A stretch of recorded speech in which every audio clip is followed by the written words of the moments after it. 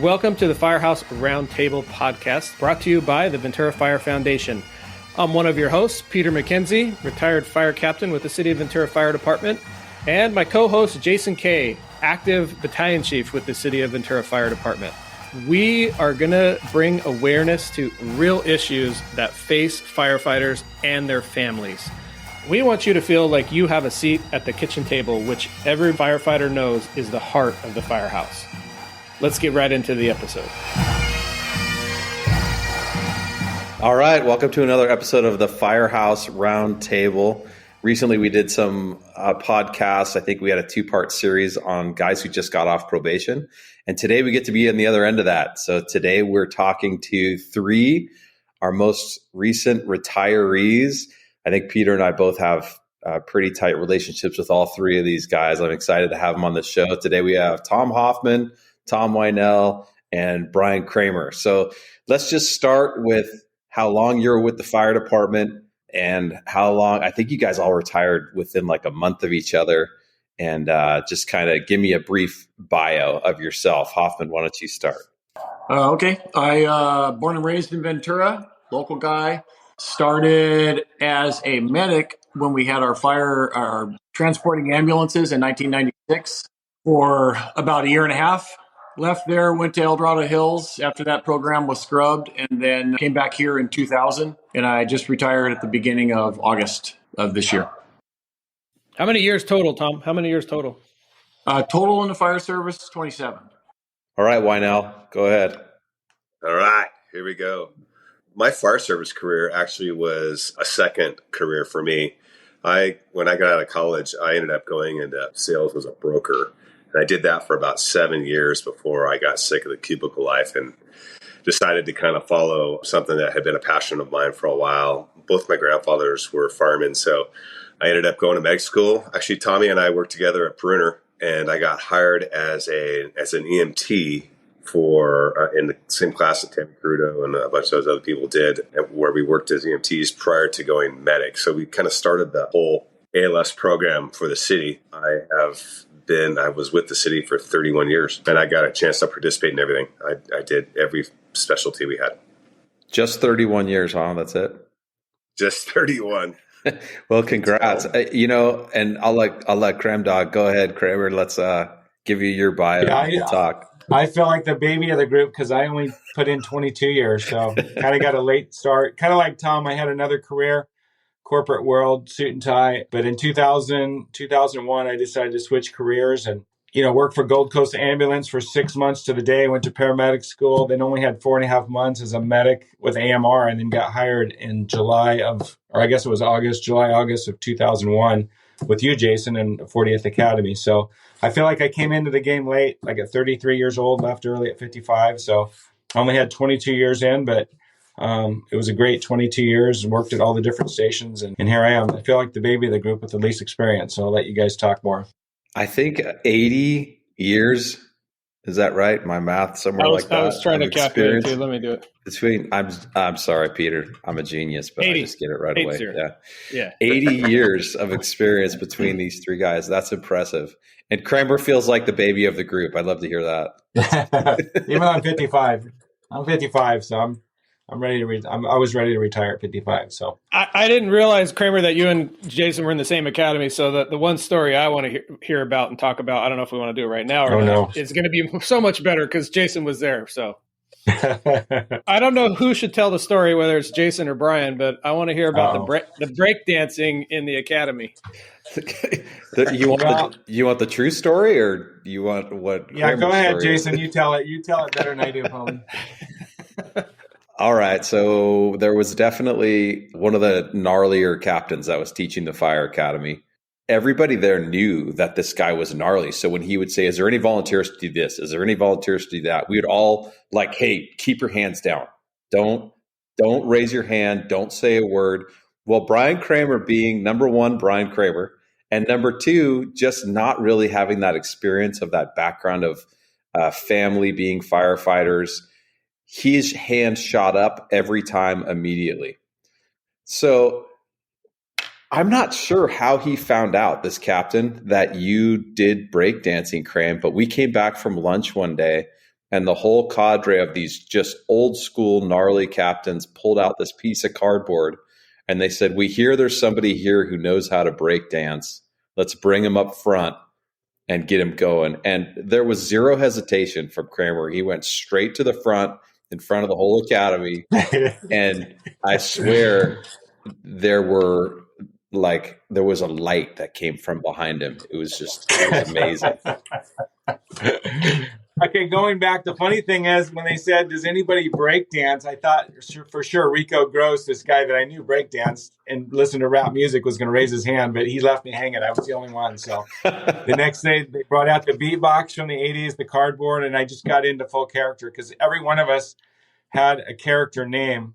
Like Rod Dingman was Where's Waldo, and Chad Burr was G.I. Joe, and I was Cosmo Kremer, and Jason, what were you again? I forgot. For some reason, Jason always hit under the radar in like the fourth row, so he could get away with a lot. So, but anyway, that's done pretty well for me in life. Yeah. But the guy, I felt like after that moment, like I did have a connection with the cadre and the guys. It was just easier for the rest of the academy. So sometimes you just got to raise your hand and go for it and see what happens. That's what I was going to say is I figured you'd probably get a ton of respect after that. Like it probably changed things for you. They liked it, so it made it a little bit easier the rest of the academy. Those were some hard days, Jason. I don't want to have PTSD. I shouldn't talk about the academy anymore because that brings back some good memories and some horrible memories. But you know, every day was like they're going to pay us the rest of our life if we just get through this 18 weeks or whatever. So we made it. It's funny you say that. Let's talk a little bit about the differences, because I think we had 3 different experiences between the 3 of you guys with academies. Tom Weinell, what academy did you go through? Was that just a Ventura City only academy? It was a Ventura City in-house. Yeah. And it was, I think only like 6 weeks. So it was basically OTJ. 6 weeks. You know, yeah. Who were your instructors in there? Who were the leads? Oh, did you have like Brian Gordon? Yeah. Oh, okay. We had gnarly captains. Yeah. Brian Gordon, Neil Gedney, all these guys that were just ball busters, man. They were gnarly. And every day was, met with, you're going to be fired because of this, that, and the other thing. So, but I kind of understood the game having grown up around a lot of that stuff. And, yeah. You said both your grandfathers were firefighters. Where did they work? LA City and LA County. Oh, wow. Did you have pretty tight relationships with them growing up? Did they mentor you at all getting into it? No, not at all. Matter of fact, they couldn't make a living doing this job. So they went off and did carpentry work. My one grandfather worked for LA City. He did do a full 30-year career, and then he died of cancer maybe a year and a half off after he retired. So let's hope that omen doesn't continue. Yeah, and there's been so many upgrades in SCBAs and responses and all the stuff that we keep ourselves safe with nowadays. Hopefully that we get a little bit more enjoyment out of retirement. How about you, Hoffman? What was your academy like? I think you went to was it one of the first Ventura County ones, or did you do a lateral academy? Well, initially I did the Allen Hancock Academy at Allen Hancock College. I don't remember when that was. It was in the late 80s probably. And then when I got hired here as a fireman, I had actually reverse. I went back and got hired by Eldorado Hills Fire, and they didn't interview myself and 2 other guys. And that was same. I think that was about 6 weeks of academy training, and then a whole lot of on-the-job stuff, and then the probation. And when I got picked up here, myself and Bill Santino went to the county academy, and it wasn't one of the first ones. I think we were the first Ventura City guys to go to the county academy since Mendoza got hired, like 12 or 13 years prior, something like that. But yeah, it was 16 or 18 weeks, and it's just one of those things. I was married. I had one son. I had one kid at the time. Lucas was a baby, and there was parts of it where I just looked at it as okay, yeah, this is just fun and games, and some of it's kind of, I don't really need to do this right now. I got other things going on, but let's just get this done. But it was fun. It was pointed out by some of the instructors there that towards the end of the academy, if you just look around, this is the last time all of you guys or all of you guys and women are going to be in this same room together forever. Like, it just is not going to happen ever again. It won't. And it was kind of, it's interesting. There's people who I have kept in contact with, friends that I went into the academy with, knowing them prior to it, and I've kept in contact since. But it's true, I've never been on in the same room with everybody again. And I've kept in contact. I've met people on incidents and seen people around. Overall, the experience, it's kind of a game. You just have to go, this is what I'm doing today. I try not to look at, oh God, 2 weeks of ladder, 2 weeks of hose. It was more like, well, today we're pulling hose. Tomorrow maybe we won't pull hose, maybe we will. And next thing you know, you graduate. It went pretty well. We had a good time. So the academy experience for all of you guys was similar. I think it's an academy, right? It just is what it is. Let's get into kind of we're going to summarize a 20 to 30 year career here in the next half an hour, 45 minutes. So maybe let's get into some of your really memorable crews or calls or kind of tips that you have for rookies. I know my kid's just about to graduate the academy, and he had some of the same experiences as we all did, where some days it was fun and some days it was, man, we just got to make it through. And some days, you're ready to jump off the ladder tower. So Kremer, why don't you start with maybe some of your favorite crews? I know you were part of the Jesusita Fire. That was huge. And man, what an experience that was. So maybe touch on that a little bit. That was one of the gnarliest, burnovers Ventura City's been involved with. So go ahead and talk about that a little bit. Yeah, I've really enjoyed pretty much all my crews throughout my career, and it's fun to work with different crews and different people. But the memorable ones are probably when I started, it was Captain Brock and Engineer Andaya, who's now our Chief One. So those guys were great the first 6 months. And then I went to Captain Hansen at Station 2, Captain Shamlin at 3, Captain Weens at 4, and then Captain Weinell and Miser at 5, and Captain Flint at 6, and back to Station 1 with Captain Manzano. So yeah, I've worked with a lot of different crews. Probably my most memorable is that chunk of time where I did 8 years at Station 5 on the ladder truck and the engine. Just doing all the USAR classes and just having that large crew at Station 5, I have a lot of great memories from that. Of course, ending up with Captain Hoffman at Station 7 on the day engine was a good way to kind of land the bird at the end of my career, just be there during the day and be able to sleep at night for the last year and a half. That was really nice. As far as the memorable calls, yeah, I think starting out, it would be La Conchita, the mudslide. That was about, 2003 or 5 or somewhere in there. I forget. That was a huge deal. And we were the second or third engine on scene with Captain Andaya and Engineer Neary. And just hearing the screaming and all the victims that we were, trying to get out of houses that had tumbled down the hill and out of closets. And it was just a chaotic scene for the first, day or two there. And then until things sort of got organized and everything got sorted out. But that was probably the first big memory of a call that was just kind of, sticks in my mind as being kind of a traumatic call with a lot of injured people and death and everything like that. The Jesusita Fire, as you mentioned, that was probably my closest to, getting burned over on the fire engine. It's when engine 54 got burned up on Spyglass. That was the next canyon over. We were on Mission, right above the Mission in Santa Barbara. And I remember the wind going from 3 miles an hour to 60 or 70 miles an hour within about 30 seconds. And they predicted the sundowners exactly right. It was like they said at 2 o'clock, we're going to have sundowner winds and get all these structures prepared. And then it happened exactly like they said. And fire was we were kind of at the top of a ridge, and fire came up both canyons, and we were protecting 7 or 8 houses on a cul-de-sac. And I just remember just fire being everywhere. What was weird about that is you kind of went into a time warp. It lasted about 3 hours and 20 minutes. And at the end of it, I thought, man, that was like a 20 or 30 minute thing, So, but it was 3 hours and 20 minutes. We were all exhausted. We had run out of water, basically. There was, smoke, flames everywhere. And we were just kind of just trying to stay alive at that point, and the alarms were going off. You couldn't see anything. We were out of water. We were really in a bad situation. But, eventually I just said, hey, can we pray, you guys, real quick, and just ask God to protect our engine and protect our crew. And then I just sort of got this feeling of peace, and we were okay after that. But it was, I could talk about that call for a long time, but it was just a real scary situation. We all kind of had 3 different ideas of what to do on the call. Our captain wanted to kind of shelter with our fire shelters in the engine. and then our firefighter wanted to maybe go into a house with our turnout gear and hunker down there. And then I was thinking maybe get out on the ground with a fire shelter. So it's interesting when it all kind of happens like that and it hits the fan. You have everybody's kind of in survival mode and you're just trying to figure out how to stay alive. But thank God we were all okay.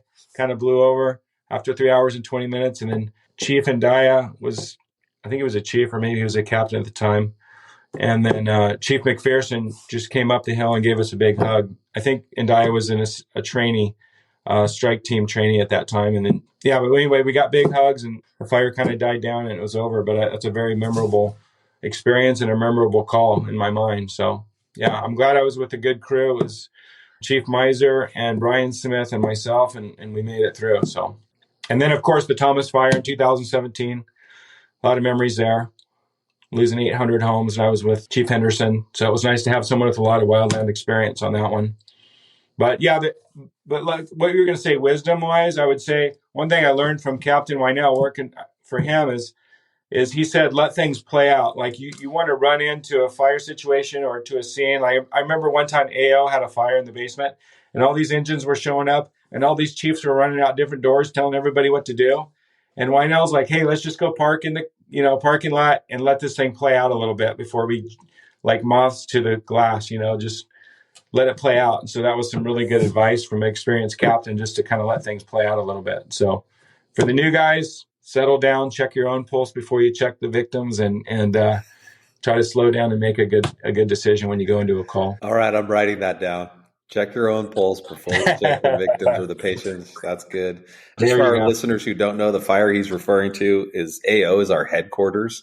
So there was a fire in headquarters. So needless to say, obviously the energy was all ramped up before you guys even started. And I'm sure it was, no big deal because the headquarters. Was I the fireman with you, Tom and Kremer on that one? It might have been. And poor Plesner was the captain, the brand new first captain on scene. So I felt sorry for him the whole time. Maybe not. Maybe. Yeah. I remember a fire at AO and being there. And anyway. It's interesting to hear you talk about some of those calls because that is kind of what everything boils down to when you get to be older and when you get to your memories.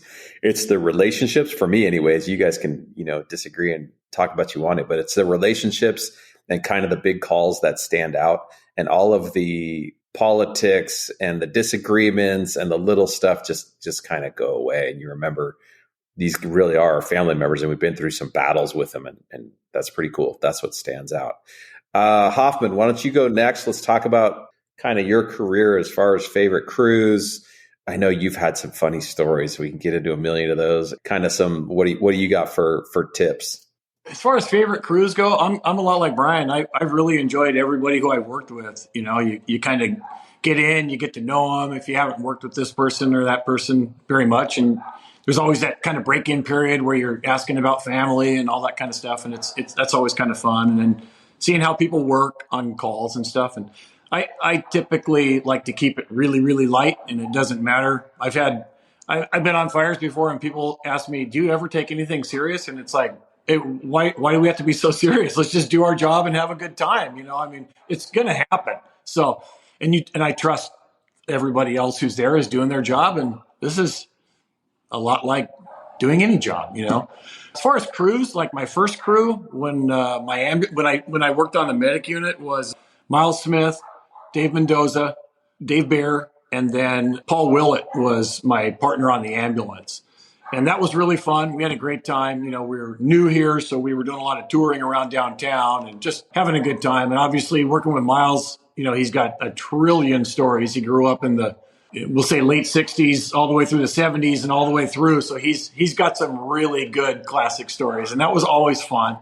I worked when I was an engineer. I was at Station 3 with Mark Shamblin, and we had a blast, mostly because it seems like every 6 months we got a brand new fireman assigned to us, and we do a lot of training and go out and we just had a great time. That was always memorable. And then that period, that 6 years I was there at 3, allowed me to see a lot of the guys who I worked with throughout my career because I saw them in the very beginning, as brand new firemen. And then next thing you know, they're promoted to engineer and then they're captains and, some of them are BCs. It was kind of fun to look back at a call sheet and know that I was there in the very beginning and I remember these things and, but, and then 2C was really fun. It was Carp and I and Jose Ugarte. And we had a blast, and I still have a text group with everybody who I've ever been on a crew with, and we just kind of drop photos and stuff and things like that to each other all the time. So that part of the whole career and relationship has been great. Memorable calls. I tend to like to remember the really good ones, the fun ones that I went on. Obviously everybody goes on bad stuff, but with Shamblin, he would not say no to any minute of overtime out of town. So even it didn't matter if tomorrow is Christmas and it is time to go home. If the bell rang and there was a fire somewhere, he would just say, we're all going. It doesn't matter what you guys are doing, and off we'd go. But that allowed us to go out and have a great time. We met a lot of people. We traveled a lot. We'd go to Corral Canyon and down in Malibu 3 times with him. And it's fun because you go back and you go, oh, we were here 4 years ago. Remember this place? And you kind of have a little familiarity, very little. San Diego, Santa Barbara. We were on first attack on the first T fire in Montecito. We just went up there with an immediate need strike team, and it was he and I and Brian Smith.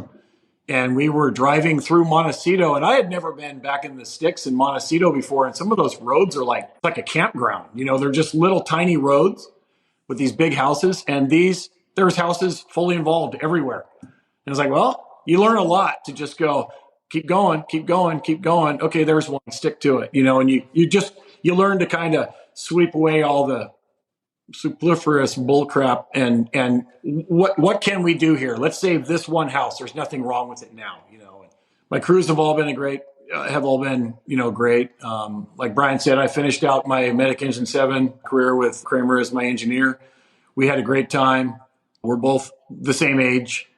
I think we're both pretty relaxed as far as you kind of look back and realize what's important and what's not, and kind of how to deal with people. And we know our jobs, so it made it really enjoyable.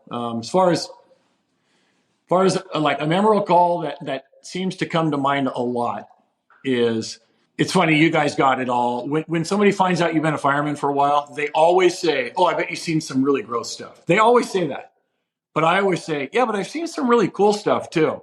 And I never say any of the bad calls. I just go, if you can deliver a baby, you will be on cloud 9 for a year. That is an unbelievable experience. And I delivered several kids in my career. And one of them was really funny. The first one was with Pat Farrell and Jim Davis at Station 4. First thing in the morning, we go, this lady's in labor. We go in, I'm the medic. I take a look and I go, we're not making it to the hospital. I go, the baby's going to come right here. Well, are you kidding me? And Pat Farrell looks at me and he goes, are you sure? And yeah, let's just do so. It was really funny. It was like a clockwork delivery. Out it came. The dad was in the living room. I called him in. Come on in here. We tied it off. He cut the cord. We did the whole thing. Well, then grandma walks in and she recognizes me. And it turns out that they were not family friends, but the family went to school with my siblings. So we knew each other.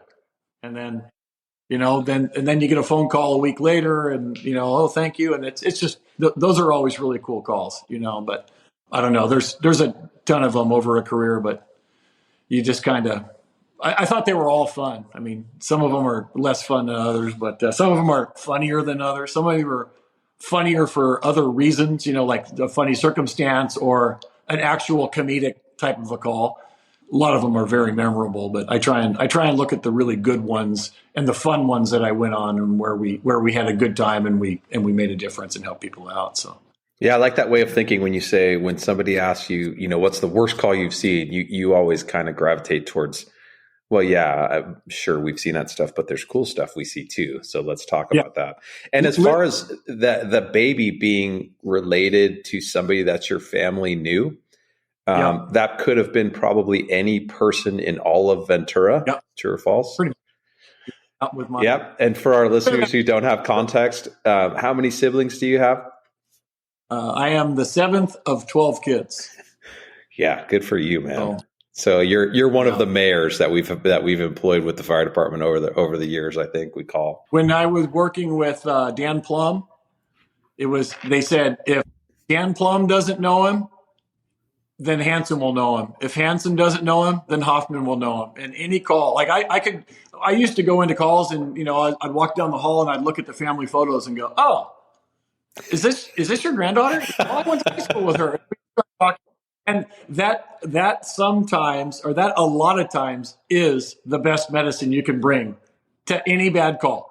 A little familiarity, this is going to be okay. Everything's going to be all right, and people calm down really quick. But we're normal on both sides. I love treating everybody else like, we're not different than you. We're both humans. We're trying to get through this.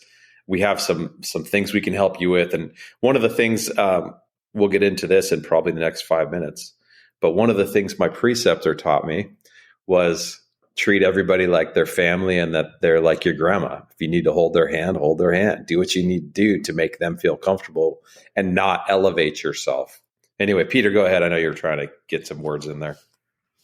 Yeah, I mean, mine's not really relevant to that specific conversation, but it just hit me. And since I'm, memory issues as we all age, I think I got a job for you, Hoffman. There is an industry that we've virtually learned about on the podcast. It's called what do they call it, Jason? It's the fire department humor business. Yeah. So I didn't even know this existed, but we like the firefighter Fenton and then the American Fire Brigade and all these guys and then like the fire department coffee guys and whatnot.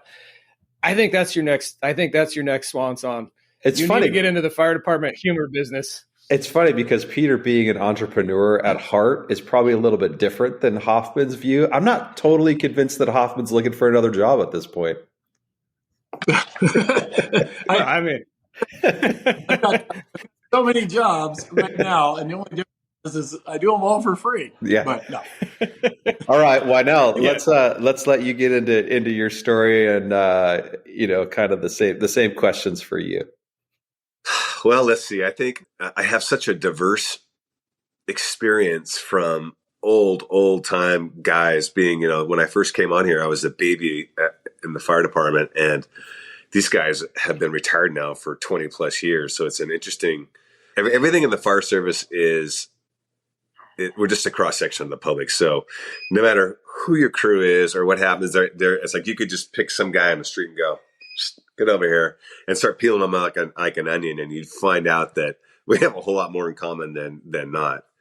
But I think overall, I mean, I spent a lot of time at Five, a lot of time with UJ at Five, and the crews with Chris Dietz and Cream Dog and all these guys that we really gelled. We had a lot of fun. We trained a lot. We went on a lot of different incidents. I worked a lot growing up here, so that enabled me, I guess, good, bad, right, wrong, to go on all these incidents. It's funny, I was in some form of capacity in pretty much all the large wildland, all the way up to the very end, with T and Jesusita and, oh my gosh, you name it. It was just like everything was a blur. It seems like we were burning for so long in those years, and then I got to experience the truck stuff where I got to be involved in a lot of the USAR / structure fire stuff that was really, really fun for me. One of the crews that I remember as being one of the most hilarious was Chuck Young and Paul Maciel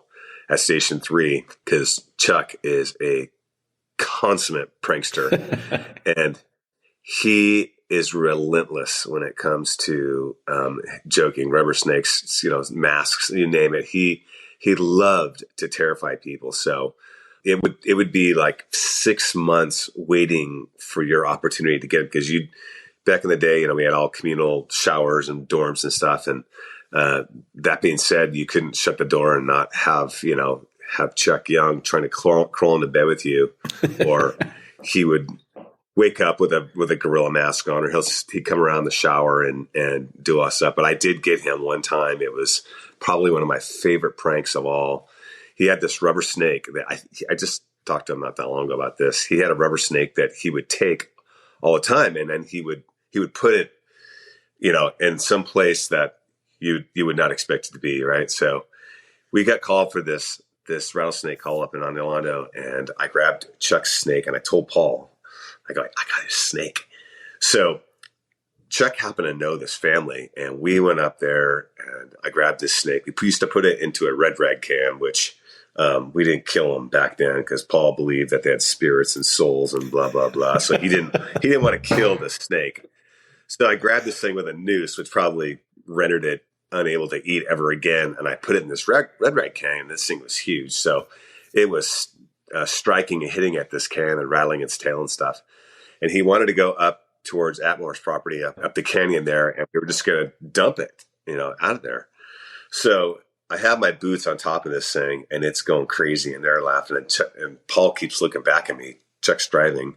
And as soon as we set the anchor locks, I threw this snake, and it went around Chuck's neck. And I said, it got out. And he goes flying out of the engine, and Paul and I started howling because it had taken so long to get this guy. Anyway, and then pretty much it was like he was after me for the next 6 months. And we have other fun stories. But yeah, those are the times, the hijinks in the firehouse that probably aren't very professional, but they are what they are. They break the ice and they keep us going. We spend a lot of time together. It's so funny. I worked for Paul for years, and he did not like killing things. He definitely had different viewpoints on things like that. I want to talk about something because you guys are all from I don't know that I would say you guys are all from the same generation, but everybody says this, like, oh, they don't make firemen like they used to. This generation is so, they don't work like we want them to. They call in sick too much. You name it, whatever you want to insert in there. What have you seen change in the fire service from when you got here to the day you walked out? Like, what are some of the big contrasts, or what do you say to those people that make those kind of claims? Like, what are your thoughts regarding that? Interesting to hear what each of you guys say. You want to go first, Weinell? Sure. That's funny. When I was hearing you, Tommy, talk about Mark Shamblin, we had numerous people like this. They were very upset if someone else got overtime and they weren't able to do it. So consequently, you'd see these guys, they did not, this was a job. This is what put food on the table, and they sacrificed pretty much everything to make as much money as they possibly could, working here. So that being said, I don't know. It's been interesting to see the whole circle effect of this because, now it's kind of like a safe space and freaking all kinds of different. We used to settle things differently in the firehouse. It was okay. It wasn't passive aggressive. It was, I suppose, aggressive, and people always knew where you stood. That being said, that's probably not the best way to handle conflict now, but you always knew. And if someone was upset with you or vice versa, it didn't fester long, and we didn't have these issues. It seems to me like that went on for years and years and years. But that was then. You talk about these guys that came out of Vietnam, and they were hard living blue collar guys that got in the fire service, and they were different. The medic thing definitely changed what kind of employee we have, and now it's grown even further to where people's time is paramount over the job. I think first and foremost, which I'm not here to judge it. It's just what it is. Yeah. I think work-life balance, right? That's what we talk about all the time, Pete. Yeah. Which didn't really exist back then, or it wasn't talked about. Whether good or bad, I don't know. Right. I have no idea. Yeah, what do you think, Hoffman? I agree with a lot of that. It's different. I grew up, obviously, in a big family where we didn't just, something broke, you didn't just throw it away and go buy a new one, you fixed it. So we always grew up working on things and kind of figuring out how things, tinkering and how things worked. And for me, I was a painter before I was a fireman. And I worked at Miles Smith's house up on Encinal, and he was the one who said, you should be a fireman. You'd really like this. That'd be a good job for you. All right. So he kind of mentored me through classes to take and things like that.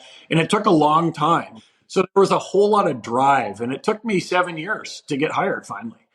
But I came in with a lot of like I said, like knowledge on how tools work, how things are built, construction, kind of how a job would work. Like where do you start and stop for doing a room remodel or whatever you're doing, kind of a pattern. And that's kind of how I ran incidents that I was on. There was always kind of like a pattern that you follow. All right, let's do this, and then we'll do this, and then we're going to sweep the floors and we're out of here type of thing.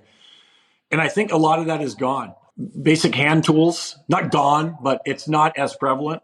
Like Tom said, a lot of the guys that were working when I got hired here were Vietnam era guys who were on their way out and stuff, but they all knew about building construction. They all knew about how motors work. They all knew how pumps work. They all knew how to work on things. They knew how to fix things. And that's why I really enjoyed being an engineer. I had the 3 jobs in the fire service as a fireman, an engineer, and a captain. And I always say I wasn't the best engineer, but I think that was the job I was best at, because for me it was interesting. And I always kind of, when I would help people with the pumping exams and stuff, and I would say anybody can get water out of this engine, but an engineer keeps water coming out. And that's all you need to know. So you need to know how this stuff works. A lot of that is kind of hard to teach because I don't know that mentality is out there. Because now the way things are, if something breaks, you get on Amazon, a new one shows up on your porch day after tomorrow, and you throw the old one away. Well, you can't really do that if you need to, you can't really do that all the time. So I was going to say, we had Tammy on the podcast 2 episodes ago, or anyhow, and she was echoing the same thing, that these kids that are trying to come to the fire academy have no idea how something works. Like, how do you use a hammer? What does a screwdriver do? Like basic stuff. And I think that is gone. And this isn't just the fire service, right? Like, go try to find a contractor, a plumber, an electrician. Like, the trades are suffering too. It's not a skill that's valued in our society, but I think that's changing because there's such a shortage. You're going to see a shift where people put more value on the trades going forward, which I bet you will impact the fire service. Like, it's going to take a while, but yeah, couldn't agree more. And like what Tom said is the medic thing changed a lot, because now the emphasis is on how good of a paramedic are you, and you're going to get hired. You're going to get hired here, where it's like, well, okay, you could be a really good tactician and a really good bedside manner and be kind of, okay as a medic, like with your skills and stuff. And you could be a really good medic as long as you kind of know how to treat people and how to treat situations and things like that. I just think it's just changed, and I don't want to hurt anybody's feelings or anything, but I agree with Tom. There was, if someone had trouble with you, they'd come over and talk to you, and you might get a little heated in the parking lot, but it was typically over. There wasn't grudges. There was, but it wasn't like ongoing like this. And now there's a whole lot of anonymity where you can say whatever you want from the comfort of your own living room, and it's, I have my opinions on a lot of these things, but like I said, I don't want to hurt anybody's feelings. Well, that's the new and improved Hoffman. We want the Hoffman that wanted to hurt the feelings. No, I'm kidding. Kremer, how about you? I'll hurt some feelings. I don't think you've ever hurt anybody's feelings. I'm just kidding. No, but I think to get to the heart of your question, like how has things changed with this work-life balance and all that, I think 20, 30 years ago, like when I was starting my career and my other career, back in the late 80s, it was like a badge of honor not to call in sick, and I went 8 years at my last job. I never called in sick. Now I look back and think that was probably stupid, because I probably should have a couple times. But then if you know me, I didn't call in sick a lot at this job either. And, and you can debate that, do you need mental health days off and all that stuff? And that's debatable. But I think what it does is the pendulum to me has almost swung from never calling in sick to now people are calling in sick too much. I think we need to be in the middle somewhere, balanced. But what was I saying? Oh, I was saying if you are a guy who just comes to work, does his job, doesn't take a lot of sick calls, and then you have, let's say, a third of the department taking a bunch of sick days. Well, now all of a sudden the guys who are just coming in trying to do the right thing are going to be saddled up with more overtime and burdened even more and kind of, closer to burnout situation. So that's why I think the pendulum has to swing back more toward the middle of, too much time off and not enough time. So that's my feeling is we've gone kind of old school to new school, and now we need to go back to the middle. So I don't know where that is or how all that's going to get solved with, work-life balance and mental health and all that kind of stuff. That's a whole nother can of worms. But that's my 2 cents. Go somewhere in the middle. I think people aren't taking, like, obviously some of you guys have been on way longer than I have or was. I think people were taking more ownership in the beginning of my career. Like they had ownership in the department in general, and not that I don't know if it was they cared more, cared less. It was theirs, and that's what I see changing. Like there's sometimes I feel like there's less ownership. They're more worried about their life outside of the fire department, which is also important. But yeah, I don't know what the balance is. I don't think we've figured it out yet. Hopefully we can make progress though. But yeah, I like that. You're talking about ownership of the job and the department, and that's pretty huge. And I will say this group that we have on today is all about work ethic and where they came from and how much effort they put into the job versus how much they think how often can I get away with doing as little as possible. I don't think any of the three guys we have on today would say that. And one of the things Kremer hasn't mentioned yet is that he grew up on how big was your farm in Nebraska, Kremer? Well, it's funny you mentioned that. I'm on the farm right now, and I'm in Nebraska. I'm at the library in town because it was too loud at the farm. But anyway, I grew up with my dad, my uncle, my grandpa all farmed about 2,000 acres together. So I grew up on a big farm. Then it got split up during the 80s. But anyway, that's kind of why I wanted to get out of the office job and back into, more of a setting with fire engines and people and, getting out of the office environment. So that's what really got me into the fire service because it was the most related to farming that I could find as far as driving big trucks and everything. Yeah. And that's what I really enjoyed being an engineer. So, and to that point, the work ethic of a farmer, you're not going to feed your family unless your work ethic is on point and you're out there, farming, which is a ton of hard work. My dad, whenever my dad would get a cold or get sick, he'd be like, I got to work through it. Like he would go out in the cold and the heat, whatever it was. And he thought that's the way to get rid of a sickness is to go work harder or go out and work through your pain, and I don't think that that mantra is necessarily in today's culture or not just the fire service. If you talk to people that work at Starbucks or own bookstores or like all the trades, it's the same. We're not just talking about the fire service here. This is a whole new generation of kids that are coming up and going, they're kind of saying time out. What are we doing? Working ourselves to death, and they're trying to figure out this whole work-life balance thing, whereas we just put our nose to the grindstone and went for it. So it's just a different culture, and I don't know where it's all going to end up, but that's my 2 cents anyway. Hoffman, did you have something to say? I think you were trying to chime in there. I was, but I totally forgot. Okay, I got one last round robin question. Then I'll let you guys. We can kind of freestyle or whatever. But how is retirement different than what you expected it to be, or was there something that happened about the whole process or life after the fire department that you didn't account for? Like, is it exactly what you thought it was going to be? Was it tougher? Was there something that threw you for a curveball? Like what kind of conversation can we have that helps people who are looking at retiring and transitioning after you guys?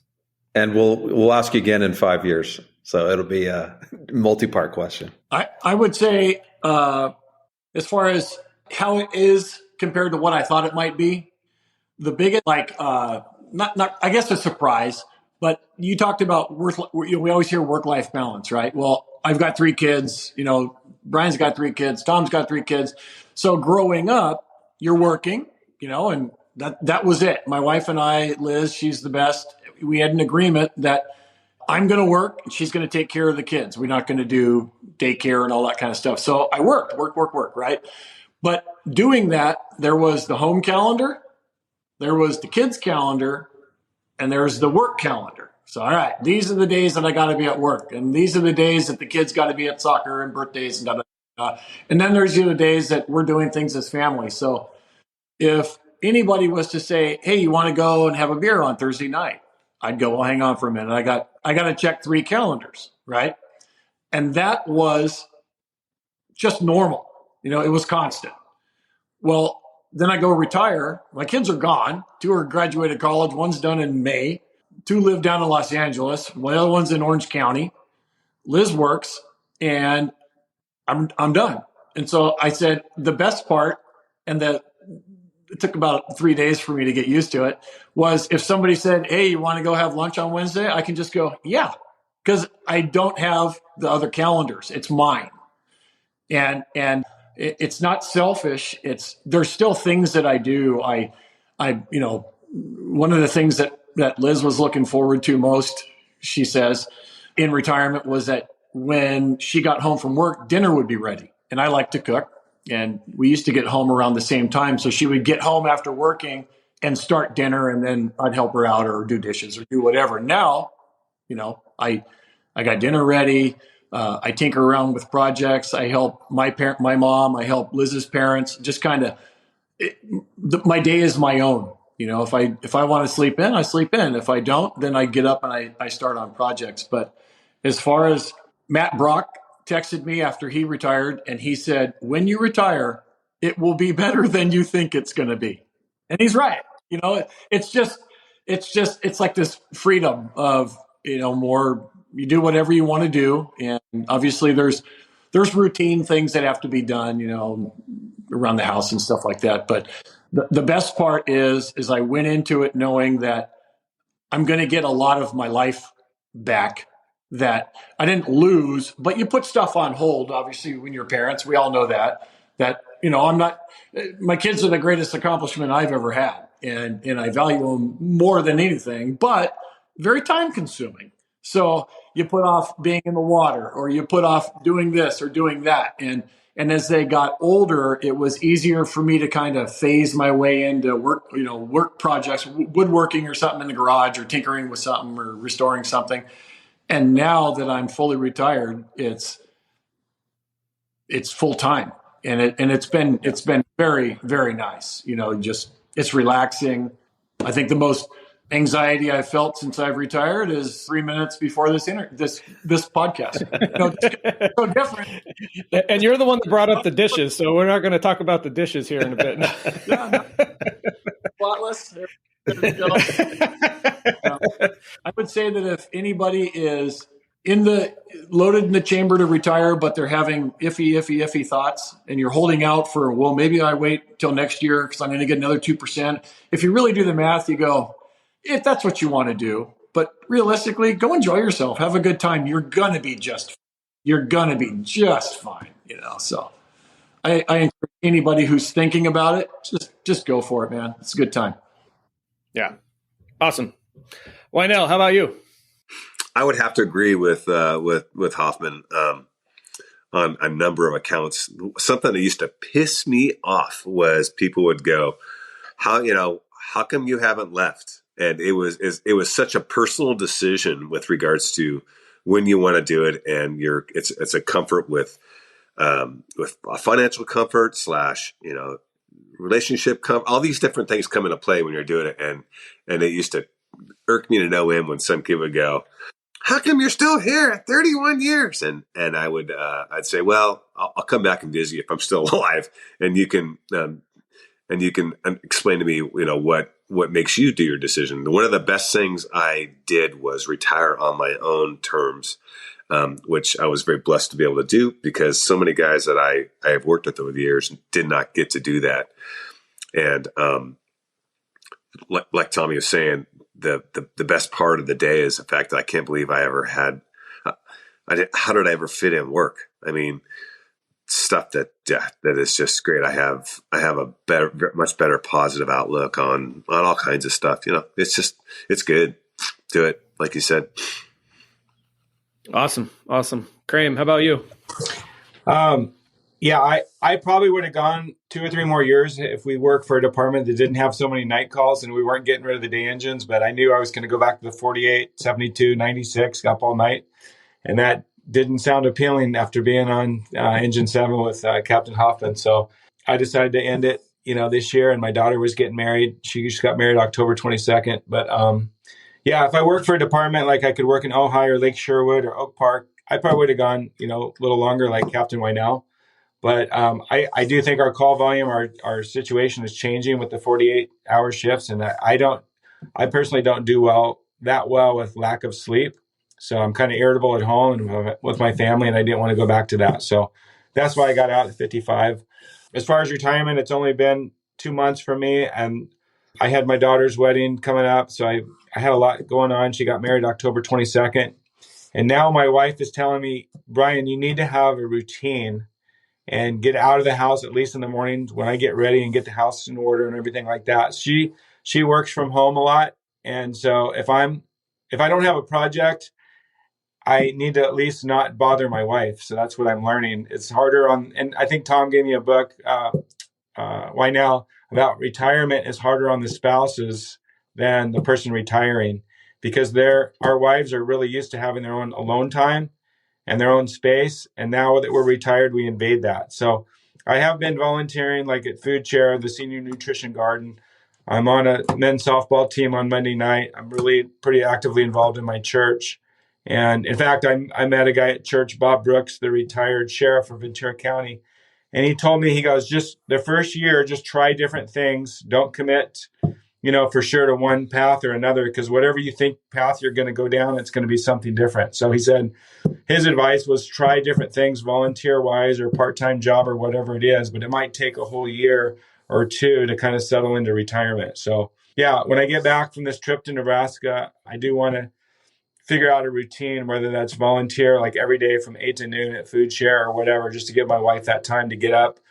You know what? She's had a cup of coffee and breakfast. She's fine.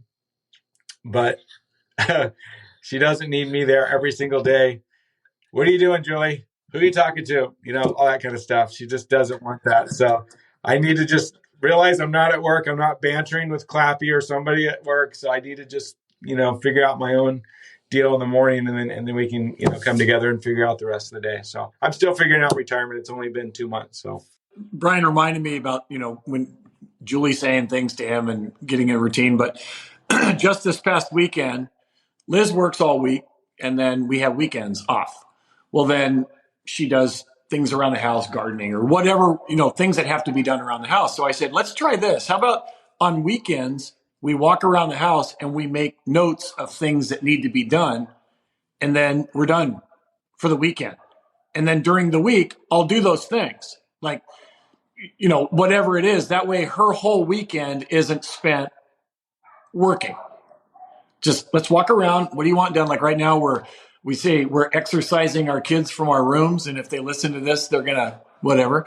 But we're making their old bedrooms basically into guest rooms so that people can sleep in a guest room instead of sleeping in my kid's old room with AYSO trophies and, posters and stuff like that. So we're in the process of doing that. So we're going kind of room to room and picking out projects that keep me busy or whatever. And we're going to give this a whirl and see how it works. Because otherwise, poor Liz, she works Monday through Thursday, and then Friday she does all the shopping and stuff like that. And then Saturday, Sunday, she's always picking at some project. And it's like, you shouldn't have to do that. Let's go ride bikes or let's go do something fun on your weekend. My weekend starts on Monday and ends on Monday. So, it just keeps on going. So you're setting the bar a little too high for retired guys. I'm just going to say that. Like, you might be screwing some dudes over right now. I'm kidding. That was funny. Hi, I'm Austin Folk, an engineer with the Ventura City Fire Department. I'm also on the board of the Ventura Fire Foundation, an organization that supports firefighters and their families. The foundation produces this podcast as part of our mission. I work with the foundation because I was witness to the help that it was able to provide to my family. The foundation needs your help. First, please subscribe and rate this podcast on your podcast platform. This helps us get a higher ranking and more visibility for the show. Second, if you support the podcast and the foundation's work, please consider donating. Every dollar helps us support firefighters and their families. There's a link in the show notes where you can donate through the website at www.venturafirefoundation.org. Thank you for listening. Before we let these guys go, I have another couple Quick ones. Tom Hoffman, I specifically wanted to ask you, and we could do obviously a whole hour on this, but follow up for maybe just a minute or two on the podcast that we did with your daughters and your thoughts on that, and if there was any big surprise takeaways from that on your side as their parent. No, there was no surprises. They both called me the day before and they said, "Hey, is there anything you do or do not want us to mention?" And I said, "No, they're going to ask you questions." I said, "It's basically an interview, and an interview is an interview. It's like I always tell people when they're doing practice interviews for fire jobs, don't go in there and try and say what you think the person wants to hear. Answer the question. Give them, because it's an interview." So I said, "No, just whatever. If they ask you about your feelings or how you feel about this," I said, "just answer it." And I wasn't surprised by anything. I thought it was all, I got a lot of really good compliments from a lot of people, which is, as a dad, it's really good to hear that people go, "Man, your daughters are well-spoken," or "Boy, they did a really nice job," and all that. And it's like, great, thank you. Yeah, I'm very proud of them. Lucas wasn't able to be on it. And it was funny because just a few weeks ago, we were all here and that subject came up and they were talking about, when Dad came home, I remember he would be tired and he would this and he would that. And Lucas had a completely different take on it. He said, I don't remember Dad coming home and barking and stuff. I remember he would come home and say he was tired and he's going to take a nap. And we just kind of knew what to do. But he goes, I don't know. So it's funny, just between the three kids, the different things that they saw. But no, I wasn't surprised by anything. Pete said you could have his daughters or Jason your kids or Tom your kids, and they'd probably give very similar answers. They say work-life balance, and it was one of those things that while it was all going on, I think I did the best I could. And obviously partnered up with Liz, and she did the best she could, and we made it work. So I wasn't surprised by anything that they said. There wasn't any big revelations. We talk about things, and yeah. I'll say this: you did a hell of a job with your kids. Like you did a great job, and none of us are perfect, right? Like we all did. We all have great kids. I mean, we do. We do. We just have great kids, and if you just it's a lot of hard work, but it pays off, Yeah, and I'll say one thing that was an unintended consequence of the podcast with your daughters is it helped us kind of solidify, among other things, but it was a big part in my mind anyway, that our focus, the foundation's focus is we are going to focus on the families, not just the spouses, but the kids too. And it was a big part from that conversation with your daughters. So that was definitely I like the resiliency part that we specifically learned from your daughters. Not only one of the things that surprised me was, hey, are the kids upset when you miss holidays? And they go, no, that's kind of cool because we all get together and have them when we can. And we just learn to be resilient and go with the flow better. And as humans, I think that helps. That was something that was kind of like eye-opening to me. And I go, I bet a lot of kids would say that same thing. The last thing I want to talk about, and I think you guys probably all have maybe a little bit different take on this, is burnout. And Kremer, you mentioned this just a couple minutes ago. And I think one of the things Weinell taught me is you do go through different ebbs and flows of your career where you're more into being a firefighter and then maybe where you're more into something else in your life. And it kind of has, different cycles and waves of how into it you are and how much you just wish you could be home more. Is there something you can tell our guys maybe that would help them through those ebbs and flows or maybe would help them avoid some of the burnout issues that are pretty innate to being a firefighter and that are pretty either unavoidable or, I look at Hoffman and I go, I'm not sure that you ever felt effects of being burned out as a firefighter. Maybe that's a different attitude. I know I have for sure at times been feeling more burned out than others. And Weinell, just as close as we've gotten over the years, I think there's been ebbs and flows in that for you too. So as well. So maybe you guys can touch on some of that. Yeah, for me, I think when I first started feeling burned out at work was after I worked at Station 5 for those 8 years. And I had a lot of fun there and a whole cast of characters and Clappy and Dietz and Weinell. We had a great time. But I think, what started getting my head, it's like, especially before we had air conditioning, Jason, you were helping, you helped us to get AC there. That helped a lot. But before that, it just turned into this brick oven at night in the summer, I remember, and I was just kind of miserable. And I was listening to traffic, getting off on telephone and hearing the electrical lines and the cops pulling people over in the middle of the night, pull to the right. And then I just started, thinking about Winco and Target and Main Street. And I just kind of I started getting affected by the environment a little bit. And like, why doesn't the station have more windows? And why is all this brake dust coming in here? And why are people from Target just, camping out and calling us all the time in the Everglades? And I don't know, the whole thing, I just needed a change, after that 8 years. And I love being on the truck and the engine and all that, but I need to change it up. So then I went to Station 1, back to my roots, for a while on the avenue. It wasn't any really less busy, but it was just different being downtown and the beach cruises and everything. And so for me, I just changed it up. I got to go back to the beach. I got to go back to Station 1. And then I decided to go to hazmat school and go to 6 because I heard it was a little slower out there. Maybe that's not the right thing, but I was getting my 50s and I was ready to slow down. And then the opportunity for the day engine came up and I jumped on that with Captain Hoffman. And that was a good way to end my career. But I'm not sure if I'm answering the question appropriately, but I think too, seeing 4 of our guys die, on duty, basically from cancer and heart attacks and everything, it just made me realize life is short and I want to get out with my health at the end of my career. So that's kind of why I decided to retire at 55. And like Captain Hoffman said, a little 2% here and there, is it really going to make a difference, But I would advise people in going into retirement is try to have groups of friends, not only in the fire service, but outside the fire service, whether that's a hiking group or a church group or wherever, or a softball team or wherever you get your social interaction, maybe outside of fire. I think that's important too. As you think about retirement, is try, like the other day I worked I'll just end with this. I worked at Food Share and I worked with like 5 retired English teacher ladies and they were talking about all these classical books and everything. And it was just interesting. I said to myself, wow, finally I'm not working with a bunch of 99% guys anymore in the fire service, like a big fraternity. It was just something different. So that was kind of neat. I don't even know if I'm going off topic. No, that's perfect. When you said that you avoided burnout by changing it up, I think that's a great suggestion. Yeah. And that's true. I think when you started feeling burned out, you opened your eyes to what is it that can change this for me. And I think you kind of reinvigorated your passion for the career a little bit, or for life, when you went to 1. And then you were like, oh, let's do something different. I don't think going to 6, even if it's with the intent of getting a little bit slower, I don't think there's anything wrong with that, especially as you're approaching change and not getting burned out. I think those are great suggestions. One of the Toms, pick it up.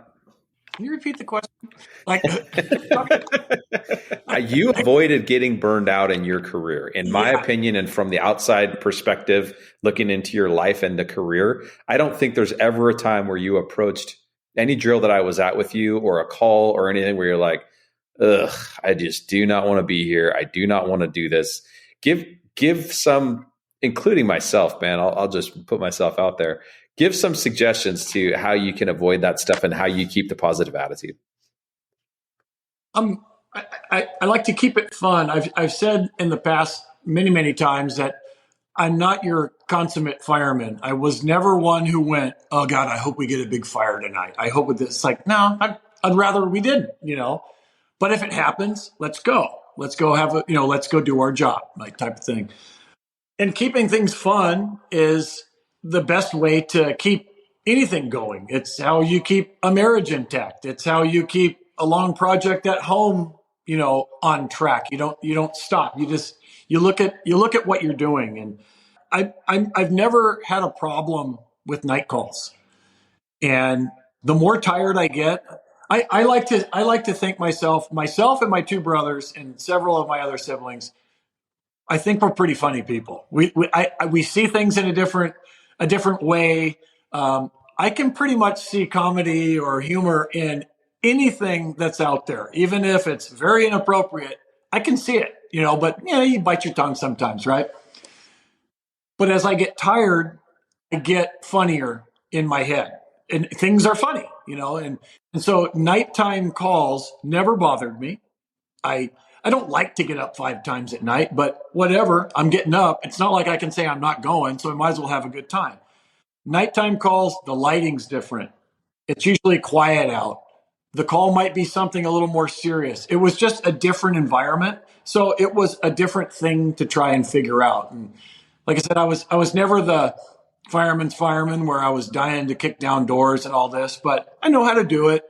And if it needed to be done, it could be done. But I was more there to have a good time, make sure that everybody around me who's working for me is having a good time and is safe. And this is what we have to do. What's the point? Why complain? Why tell everybody, oh, I hate to be here? Because if I go to a drill and there's 10 people there and I'm mad and upset and I don't want to be there, well, the next guy who might be thinking he doesn't want to be there, he's not going to be there either mentally. And then it spreads. And then whatever the drill is, you're teaching us ropes. When the time comes, we got to do ropes. And the guys who didn't want to be there, didn't pay attention. Now who pays, right? So drills, calls, whatever. I avoided burnout by, this is my job. I always looked at it as fun. I always looked at everything as kind of a challenge. And if it wasn't a challenge, because I've done it 100 times, like Slim Jim in cars and things like that, it was an opportunity to teach somebody who's never done it. Hey, you ever done this before? Oh, okay, here, come over here and do this. Here's how you do it. Here's a little tip. You can turn around and take it from a job you have to do to teaching somebody else how to do it and passing on kind of the craft. As far as burnout, it was my job, and you got to go to a job, and all of us are as lucky as anybody who won any lottery to get the job that we had. There are people that I know who, very successful in their businesses, and they would say, man, if I could go back 30 years, I would have been a fireman. It's a great job. And that kind of goes all the way back to the beginning of the podcast, where I don't understand some of the people's being upset with their job, with this job. It's like, do you understand what you have? You're welcome into anybody's house at any time, night or day, to help people. And when we all raised our right hand and swore at our badging ceremonies, we didn't swear to do anything other than to protect the community. So drills, night calls, day calls, the 20th call of the day, whatever, man. I'm the one who stood in front of this firing squad and said, throw it at me, and I'd be willing to bet that most people who interviewed for this job, whether it's at Ventura City, the county, LA City, whatever, they're asked, why do you want to work here? And I would bet you that a lot of them, if not most of them, said, because this is a busy place to work and I want to work. Well, okay, you got it. So I just look back on, this is my opportunity to give back to my community. Like I said, I was born at CMH, went to school here. My parents picked Ventura. They're from the Midwest. They lived all over the United States. They picked Ventura. It's a great place. And I'm fortunate enough to live here, own a house here. I got kids. They've lived here. This is a great place to be. And so I never, ever thought, I've said it a bunch of times. You've never heard me say this place sucks and I'm getting screwed. Never, not even once. It would be a complete lie if I ever said it. This is a great place. We all make good money. We all have very secure futures, and there's nothing to be upset about as far as I'm concerned. And I've said in the past too. Have you ever had a job you didn't like? And when people say yes, I'll say, what did you do? Well, I got a new job. Right. This is like no other job. If you don't like it, go get another one. But make room for somebody that wants to be here. And I wanted to be here. It was just so fun. And if I could dial back, I'll say to where I was 15 years ago now, like bring that all here, I would do 5 more years, so. I want to jump in real quick. First off, love the positive attitude. We had, when Miles was on the podcast, very similar attitude. Oh yeah, poor guy. Guy's got his leg cut off, all kinds of bad things. Still happy as can be, but you can't say poor guy about Miles. Don't ever say that. He's doing great. Yeah. Not poor Miles. Good for Miles. Yeah, I want to take the opportunity to congratulate all of you. Unfortunately, I have to get off. So, but we're not done. You guys can continue on with Jason. But big props to all of you. You guys were all. I looked up to all of you when I was working, and you guys are all amazing. Congrats, healthy. You guys, like you said, Tom, you won the lottery not only while you're working, but definitely in retirement as well. So congrats to all of you. Pete, before you go, I'll remember this. When you were a brand new captain, you were on your first fire. I was second in. You did your thing, blah, blah, blah. I'm whatever, operations and Rick. And at the end of it, you came out and you go, I am surprised at how everybody who's coming in helps so much. And I go, of course. I mean, everybody knows what they're doing.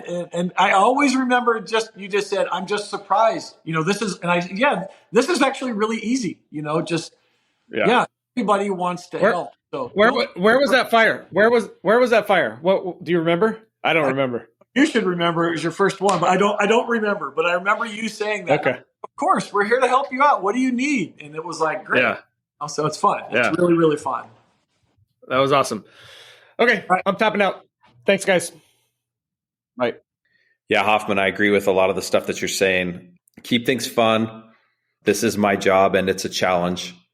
And you can always teach new people. I think along with what Kremer said with changing things up, one of the ways we can change it up and keep it interesting is to teach people as you get more senior and as you get more knowledge. So Weinell, same question for you. Tips and tricks, burnout, how you got through it, how you can avoid it, looking back on it, maybe what you would have done differently. Interesting enough, all three of us have had a different career. I spent a tremendous amount of time in being involved in the union, and it'd be hypocritical of me to say that I was not a giant fan of the schedule that we the 4896. However, it also taught me some good lessons, and it helped develop me that, you can't always get what you want, and driving around with a bumper sticker that said, don't give up your sixth day doesn't necessarily help the group. All it does is show that you're an insolent, That being said, I think as you digest all this stuff, if you remove yourself, Jay, I know you've been involved in the union over the course of years, and you gauge your success on how well you do that work as well. You also lose fact and sight of the fact that this stuff is just another thing, another role you're playing. The bottom line is that the Hoffmans and the Kremers of this world that are just inherently happy people who look at what a positive thing they're doing. I think we all get a chance to do that from time to time, but we get mired too in the whole, this is crappy and this shouldn't be the way it is and blah, blah, blah. That's just the nature of the beast. I look at all those things, and I look to what the future of the fire service is going to be. I think they'll have to adjust some sort of schedule going forward, whether it's a shorter shift, whether it's them going more to day engine type things. Those were things that completely saved my body when I was just beat to crap, and those are huge things that help us make it to where we want to be, and well, just from what you just said about things that broke your body and saved your body, and that you started this whole thing by saying you got to retire on your own terms. A lesser man would have retired with some of the injuries that you've gotten over the years from the fire department. So yeah, it was good to see that you had that option towards the end of being able to go home and get some sleep at night. Because personally, I can tell you that, Hoffman, you talked about night calls. And Tom, you talked about that a little bit as well, Weinell. But the night calls for me are the hardest time when you did have a ton of wake ups and you still are expected to perform at 100%. Those, I think, are the hardest for me to maintain a positive attitude and a clear mind. So I do appreciate the fact that I think all of you guys, right, ended your careers on a day car, a day engine, or a day truck shift towards the end of your careers. And it's interesting as we're kind of transitioning out of those maybe possibly temporary positions to getting away from those, and what kind of effect that has as far as longevity and just the different jobs that you can have while you're in there to maintain your health and longevity and your personal. Kremer talked about changing things up and judging your success by the positives and the wins that you get, whether it's from the union or whether it's from calls or all that stuff. So I just find that interesting.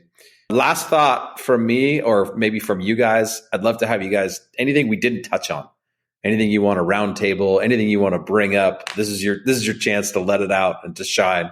Is there anything any of you guys want to talk about or say that we didn't ask you about?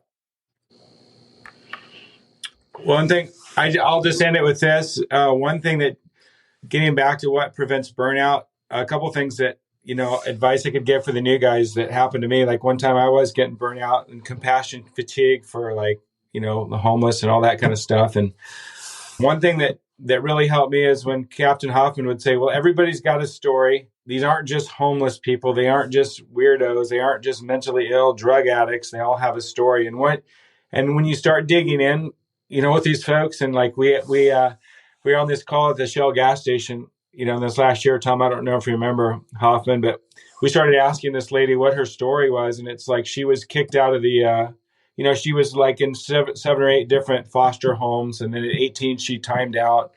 And then she really didn't have a lot of skills or money and kind of ended up homeless. And I think once you kind of get to know their story, that helps you mentally avoid compassion fatigue. If you understand these are humans, and for me, from a Christian perspective, it says, there's a verse in Proverbs that says, he who mocks the poor shows contempt for their maker. It's like, God made these people. They're humans. Let's treat them with as much respect as we can, get to know them. And then the other verse, true religion is taking care of the widows and the orphans. And that's a lot of what we do, is these ladies whose husbands died and all that kind of stuff. So if we're taking care of people, we're doing God's work in a way, and that helped me mentally get through some of the compassion fatigue. And then also, Sean Hughes once said, hey, try to make every call, no matter how stupid and you think the call is, try to make someone smile or laugh or engage them in some kind of manner that's positive to represent Ventura City Fire, yourself, whatever. So you got to have to play those mental games, and that helped me a lot. So in my career, so that's my little thing to add on. Yeah, I like it. Tom, any parting words from you guys? I would say that I would do this all over 100% again, without question. This was the greatest vehicle for me to provide for my family, to get satisfaction. All three of my boys they like the camaraderie that we have, and I have my very, very best friends are from, including you three are from my previous occupation, which that's rare. You just get to know people. You get to understand how, and living with people and spending so much time, it ends up, it's a great thing to do. It really, really is. But you have to have the perspective, right? Yeah. Yep. Go ahead, Tom Hoffman. I'd love to hear what you had to say. I agree with both. Brian, I do remember that was at Valentine and Victoria. And what Brian said about, fatigue and, we're going to the river bottom again, and these people keep calling and blah, blah, blah. And we talk a lot about, especially lately, mental illness or mental health in the fire service. And we have got a support group, right? Like we got each other, we've got insurance, we've got money, we've got cars, we've got telephones. I always say, imagine having whatever issue you're going through it, but you got no house, you got no money, you got no car, you got no family. And so what do? You call 911 for help. And sometimes the people who show up are less than helpful, So I always kept that in my mind. I did work with the CIC group with the police and social services and stuff for a lot of years, and just got a lot of insight on different people and different perspectives of, like Brian said, where they came from. And it's not their fault. I inherently believe that no matter what you believe, most people do the best they can. And if you compare everybody to yourself or to somebody who's doing better, then a lot of people are going to look like they're not doing very much. But sometimes I would say across the board, most people are doing the best they can. And sometimes the best they can do is lay on a lawn and sleep all day because they don't have motivation. They don't have family. They don't have something that we had. So we take a lot of our own things that we were given growing up for granted when we look at people and we say, oh, this guy, he always calls, he's doing this, he's just a drunk, he's crazy, whatever. But you got to realize that's probably the best he could do. I think that, like Tom said, I would recommend this career to anybody because it gives you a whole lot of insight on people. And people are what realistically make the world turn around. And you can't dislike a whole group for no reason.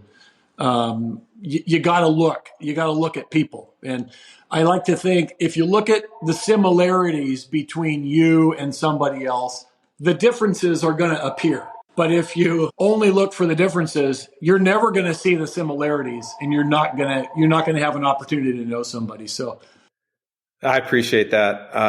I think that's probably good advice to end the podcast on. I want to thank you guys for coming on. I know this is not really any of the three of you's favorite thing that you were looking forward to.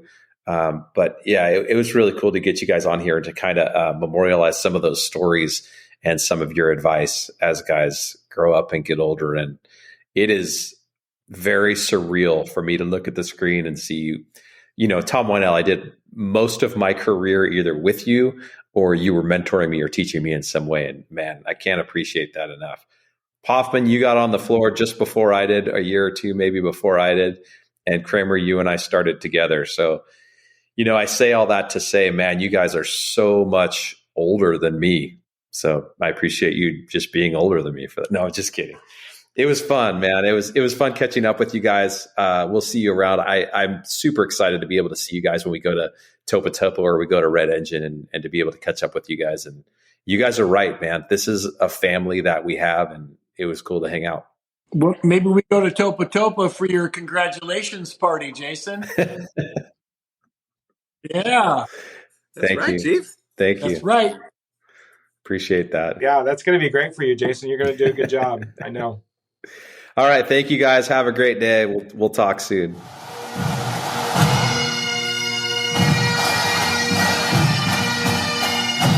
Jason, that was a good chat we had with the two Toms and Brian. Good to see them wind down their careers and brought back a ton of memories because you and I both worked closely with those guys for a lot of years. But it was good to send them on their way into retirement this way, which is something new for us. Yeah, it's very cool to have three firefighters who are retiring, who are still healthy and able to enjoy their retirement. We shared some fun stories, had some laughs together, shared some serious times and some calls they went through. And, it's very indicative of a lot of our careers that we go through. Yeah. Big congrats to those guys. And hopefully they are able to watch this episode 20 years from now and they've had a long, full retirement and they can get a few laughs out of it. So thanks, Jason, for your time as always. Yeah, that's the goal. Have a good week.